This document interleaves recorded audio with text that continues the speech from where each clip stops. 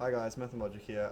Today we're in Forza Horizon 4 to do some explorations with racing lines and how they are used in motorsports to go faster around turns. Let's get right into the video.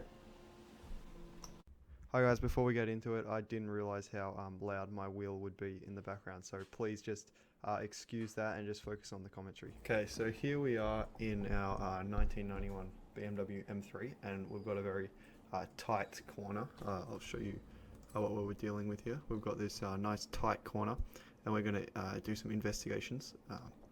I'm going to go around on the outside of the corner, and then I'm going to go on the inside of the corner. Then I'm going to take the racing line around the corner, and we're going to see what speeds are required or are possible with those three combinations. So we'll start with the outside of the corner.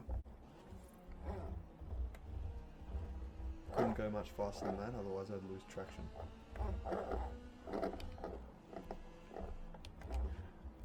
So that was about 45 kilometers per hour. I'll check the footage and we'll see what that is exactly. But now let's do the inside of the corner.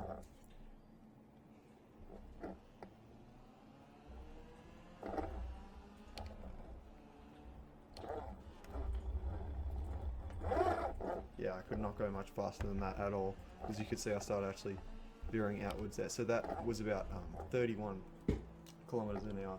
So now we'll take the racing line and we'll see what's so special about it in regards to the speed that can be achieved using it.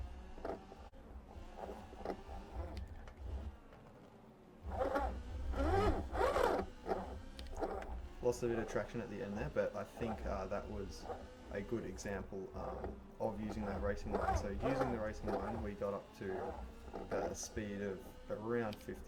And once again, I'll check the footage, I'll put it on the screen. But there's our three examples. So why is it that our car can go faster when it takes the racing line than if it were to go around the outside, or faster still than if it were to go around the inside of the corner? Well, it all comes down to the concept of centripetal force. Now, in physics, centripetal force, denoted by Fc, is defined by mass times velocity squared divided by the turning radius. Centripetal force is just the force required to keep something in this circular kind of pattern. Say, satellites around the Earth, the centripetal force is provided by gravity. If you swing something on a string like a yo-yo, the centripetal force is provided by that string. So what factors have we got here? We have got mass. The mass of the car, that's just going to say constant throughout the entire experiment. So we can say centripetal force is proportional to v squared divided by r. Now, of course, when you're going around a racetrack, you're going to want v to be as high as possible. And to have this v as high as possible, you're going to have to increase this r. Another point worth mentioning is that the centripetal force is actually in the car provided by the tyres. So if you imagine you have the tyres of a car here and you want to go in this way, the centripetal force of these tyres is going to be this way. And it's very important to realise that no matter how fast the car is moving, these tyres are always going to be only able to provide the same centripetal force. The tyres aren't going to magically get grippier the faster you go. Of course, there are some implications surrounding that, but for the sake of this, we're going to assume they only provide that set centripetal force. So if this is constant, to increase speed, we're going to have to increase radius. So if we're going around the circle or around the turn like this on the outside of the corner, this radius is going to be about here. Imagine where you extend this circle or whatever shape, and this radius is going to be about there. If the car say goes around the inside of the corner, the radius is going to be even smaller. So we have this small radius. It means we're also going to have a small velocity.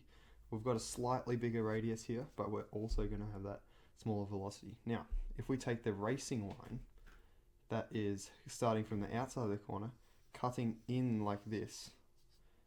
We've got a huge radius here, so it's essentially off the page, but you can see that if this were to continue as a circle, this radius is massive. So that means that because we have a bigger turning radius with this predefined centripetal force, we can increase the velocity quite drastically, and that's how racing car drivers are able to go around turns at such speeds, by taking these racing lines.